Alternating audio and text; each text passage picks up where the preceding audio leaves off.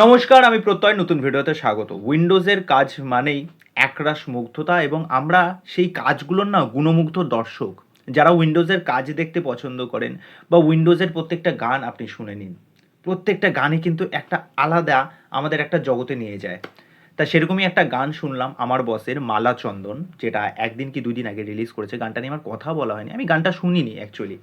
আমি সকালবেলায় শুনলাম। আর অ্যাকচুয়ালি আমি যেহেতু একটু মফস্বল এরিয়ায় থাকি, গ্রামের সাইডে, সকালবেলায় না আমাদের এখানে এখনও কিন্তু পাখির ডাক শোনা যায়। এবং সকালবেলায় মোটামুটি আমি ৫:৩০ নাগাদ উঠি। উঠে যখন এই গানটা আমি ছাদে চলে যাই একদম ডাইরেক্ট। ছাদে গিয়ে কানে হেডফোন দিয়ে মোটামুটি ইউটিউবটা তখন খুলি। খুলে ফার্স্টেই মালাচন্দন গানটা উঠে আসে। গানটা শুনলাম, শোনার পর ভেতরটা মানে শান্তি যাকে বলে না, ঠিক একরাশ শান্তি কাজ করছে যেন মনের ভেতরে। গানের কথা, গানের সুর অনুপম রয়। এত সুন্দর গানটা লেখা হয়েছে এবং শ্রাবন্তী আর শিবপ্রসাদ এই দুজনের চরিত্রটাকে দেখুন। তাদের দুজনকে কতটা রিফ্রেশ লাগছে। আর দেখবেন গানের ফার্স্ট শটে যখন আমরা শ্রাবন্তীকে দেখতে পাচ্ছি, মানে শ্রাবন্তী যখন ওই যে চুলটা ঘোরাচ্ছে, ওই যে তাকাচ্ছে, মানে ওই জায়গাটায় শ্রাবন্তীর লুকটা যেন একটা মায়াবী। মানে তার চোখে মুখের মধ্যে একটা আলাদা মিষ্টত্ব রয়েছে, মানে ওটা দেখেই যেন একটা প্রেম পাচ্ছে এরকম একটা ব্যাপার। এরপরে শিবপ্রসাদ ওই মাটির ভাঁড়ে চায়েতে যখন চুমুক দেবে এবং একটা অদ্ভুত দৃষ্টি দিয়ে শ্রাবন্তীর দিকে তাকাবে।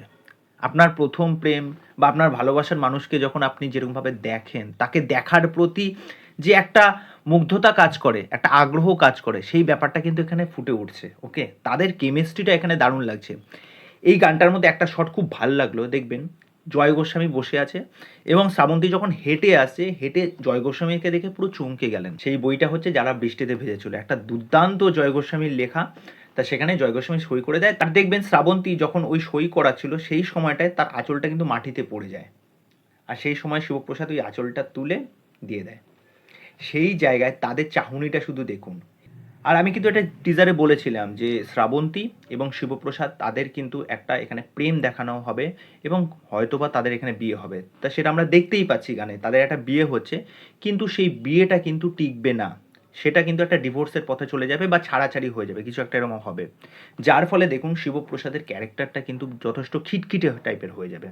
এটা আমার কিন্তু অনুমান, যেটা গানের মাধ্যমে যেটা ফুটে উঠছে। তা সত্যি বলবো, গানের কথা যেরকম, ভিজুয়ালি গানটা দেখতে এত প্রেজেন্টেবল লাগছে এবং একটা জায়গায় খুব বোল্ড মোমেন্ট রয়েছে, সেটা আপনারা সকলেই জানেন। একটা অন্ধকারের দৃশ্য যেখানে আমরা শ্রাবন্তীকে একটি বিছানায় শুয়ে থাকতে দেখি এবং সেখানে তার পিঠের ওপর নানা রকম কবিতার কিছু লাইন হয়তো লেখা আছে। তো ওভারঅল গানটা খুব সুন্দরভাবে শ্যুট করা হয়েছে।